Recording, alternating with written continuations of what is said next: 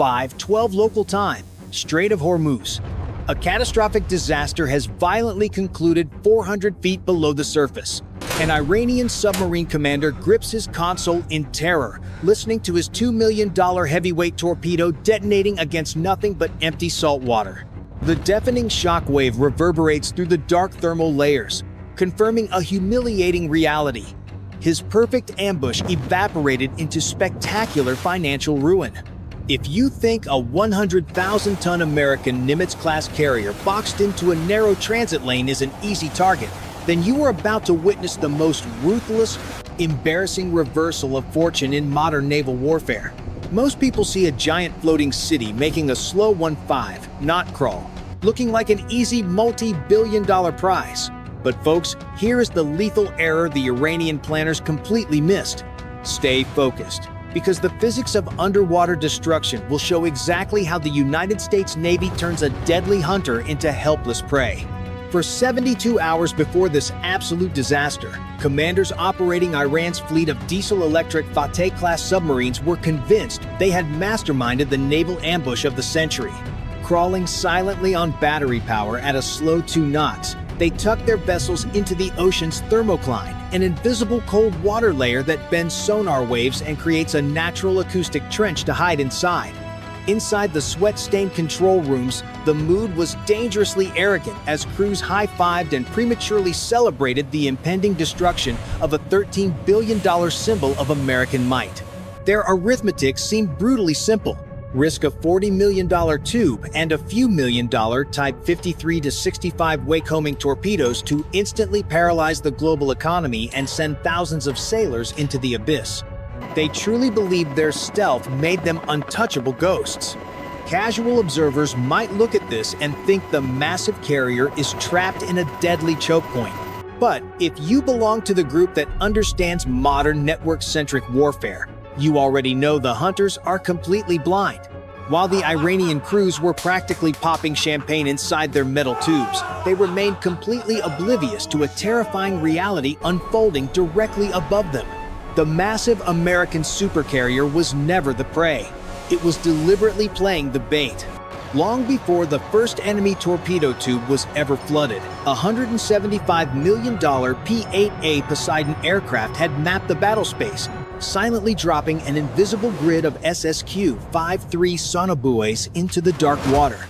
These cheap listening devices formed an inescapable acoustic web, instantly beaming every faint mechanical hum straight into the digital brain of an escorting Arleigh Burke-class destroyer. The Americans were not stumbling into an ambush. They were mathematically orchestrating a flawless execution. If you ask why a commander would willingly sail a $13 billion asset into a kill zone, I will tell you an unbelievable military secret. Stay with me, because this underwater trap is about to get brutally expensive for Iran. The sheer physics of a 100,000-ton Nimitz-class carrier trying to outmaneuver a 50-knot underwater assassin inside a claustrophobic shipping lane presents an absolute tactical nightmare. Time remaining to impact is exactly 2 minutes and 14 seconds, and the brutal mathematics suddenly look incredibly grim for the good guys.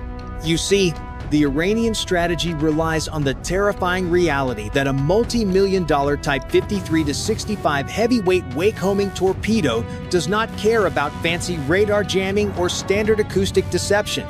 Once that weapon is launched, it physically hunts the churning white water left behind by the massive brass propellers, snaking back and forth through the turbulent wake until it slams into the rudder and cracks the ship's spine in half, instantly vaporizing a $13 billion national asset. If you were the commander of this strike group, staring at those red threat vectors closing in on your Aegis radar screens, what would your next move be? Would you order an emergency flank speed to outrun it, risking a catastrophic collision in the shallow strait, or would you trust the invisible shield nobody else can see?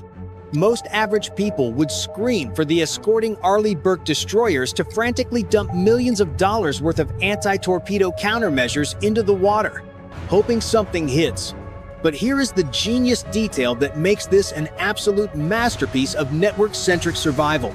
The United States Navy does not fight a dollar-for-dollar war of attrition against cheap, disposable hardware. They knew that launching a multi-million-dollar defensive barrage just to stop one primitive weapon would be exactly what the enemy wanted, rapidly draining the fleet's magazines and leaving them horribly vulnerable to a second wave of attacks. It is a classic economic trap, spending $10 million to stop a $1 million threat until you run dry. Instead of panicking, the American Combat Information Center remains chillingly calm, processing millions of acoustic data points per second through the undersea warfare combat system. The true dilemma isn't about how to destroy the incoming torpedo with brute force. It is about how to manipulate the enemy's billion-dollar dream into a spectacular, humiliating failure without breaking a sweat. If you belong to the exclusive group that understands that in modern warfare mathematics always beats muscle, then do not blink. The ocean is about to become a graveyard for Iranian ambition. Inside the cramped, diesel-fumed control room of the Iranian Kilo-class submarine, the atmosphere is absolutely electric with unearned arrogance. Sweating crew members are already exchanging ecstatic high fives and shouting praises, practically pinning medals on their own chests in their minds.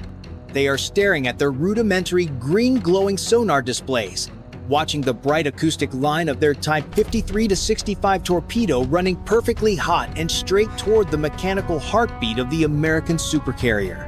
To these operators, who have spent months practicing this exact ambush in shallow waters, the math is brutally satisfying. They truly believe their $40 million battery-powered steel tube has just outsmarted a $13 billion floating fortress. The Iranian commander, brimming with a lethal cocktail of overconfidence and blind faith in his localized sensors, is already mentally drafting his victorious broadcast, convinced he has just humiliated the world's most advanced navy and cemented his legacy in history.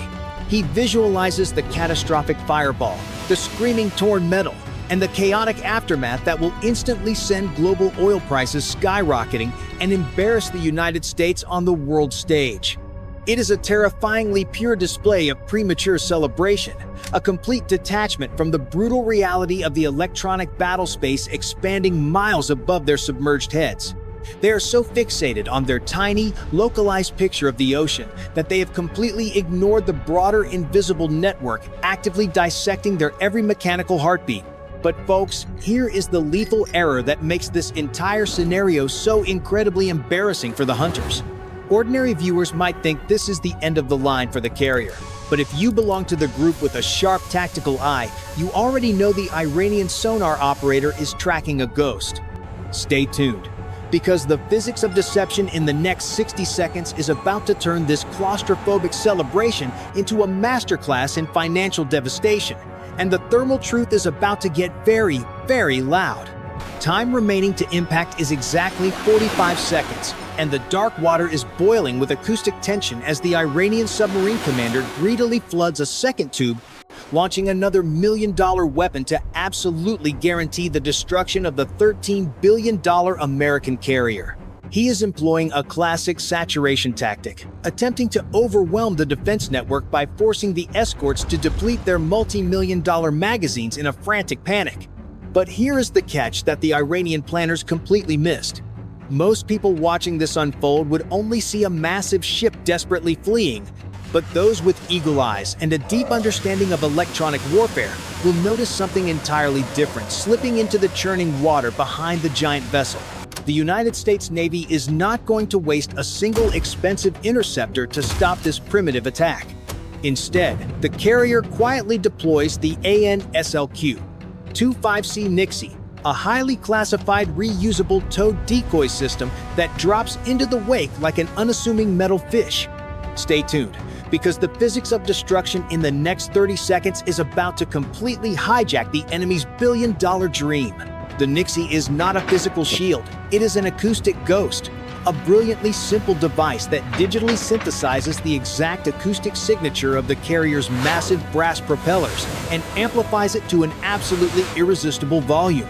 The incoming Iranian Type 53-65 torpedoes, programmed to blindly hunt the loudest mechanical noise in the water, are instantly seduced by this overwhelming sound profile, violently altering their course to chase a disposable cable, dragging safely behind the actual target. It is a flawless, humiliating demonstration of utilizing a cheap electronic trick to instantly neutralize a brutal kinetic threat, turning $2 million of Iranian ordnance into worthless scrap metal chasing a phantom. But wait, there is one more layer to this spectacular tactical failure. While the enemy crew is completely fixated on the false acoustic feedback of their hijacked weapons, they are entirely blind to the apex predator that just scrambled from the flight deck above. The MH-60R Seahawk helicopter, networked flawlessly through the Link 16 data link to the P-8A Poseidon's invisible grid, is already hovering directly over the thermal layer where the Iranian submarine is hiding. If you ask why the American fleet stayed so chillingly calm, I will tell you an unbelievable military secret. The Advanced Combat Network already had a lethal firing solution digitally locked onto the enemy's steel hull before their very first torpedo even cleared the launch tube. Time to impact on the fake decoy is 0.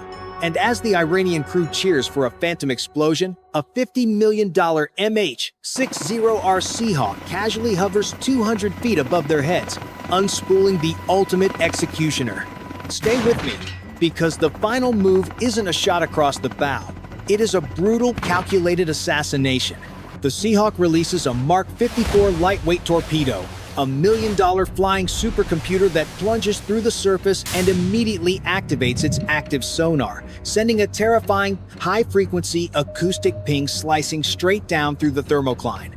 Inside the $40 million Iranian Kilo-class submarine, the premature celebration instantly evaporates into pure, suffocating terror as that unmistakable, rapid-fire ping echoes violently against their own steel bulkheads, stripping away their stealth in a fraction of a second. Ordinary viewers might feel a shred of pity for the doomed crew, but if you belong to the group that understands the ruthless geometry of anti-submarine warfare, you know this is the ultimate humiliating checkmate. They are trapped, crawling at a pathetic 2 knots on battery power, desperately trying to crash dive, while the Mark 54 MAKO, moving at a blistering 40 knots, actively hunts the enormous magnetic signature of their pressurized hull. But here is the genius detail that makes this a masterpiece of network-centric warfare. The American weapon completely ignores all primitive defensive noisemakers, locking its sophisticated algorithms directly onto the fleeing steel. The torpedo impacts the outer casing. The warhead detonates with mathematically perfect precision. And the Monroe effect instantly generates a hypervelocity jet of molten copper that punches straight through the pressurized titanium, instantly flashing the internal oxygen into superheated steam. The $40 million Iranian dream violently implodes into a crumpled, catastrophic mass of burning wreckage, rapidly plunging into the crushing dark abyss while their own hijacked $2 million torpedoes harmlessly run out of fuel miles away. It is an absolute slaughter of arrogance, proving that technological superiority will always mercilessly crush blind ambition. The violent churning of the Persian Gulf suddenly falls completely silent as the crushed remains of the $40 million Iranian submarine settle into the dark silt of the ocean floor.